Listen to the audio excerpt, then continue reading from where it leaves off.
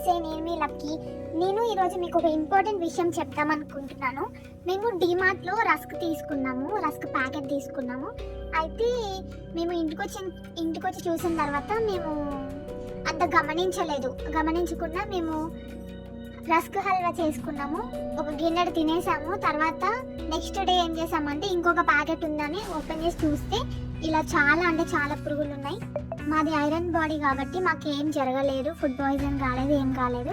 కానీ ఇదే చిన్నపిల్లలు తింటే, చిన్నపిల్లలైనా పెద్దోళ్ళు కానీ చూడకుండా తింటే చాలా రోగాల పాలైపోతారు.